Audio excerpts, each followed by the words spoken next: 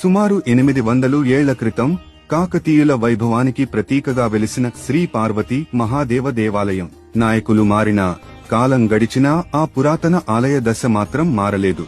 కానీ మధ్య గ్రామ యువకులు ఆ బాధ్యతను తమ భుజాలపై వేసుకున్నారు. తమ సొంత ఖర్చులతో, శ్రమదానంతో ఆలయ పరిసరాలను శుద్ధి చేశారు. అన్నదానం వంటి కార్యక్రమాలతో ఆలయంలో మళ్లీ ఆధ్యాత్మిక చైతన్యాన్ని నింపారు. చివరకు గ్రామ పెద్దలను కూడా ఏకం చేసి ఈ ఆలయానికి పూర్వ వైభవాన్ని తీసుకువచ్చారు.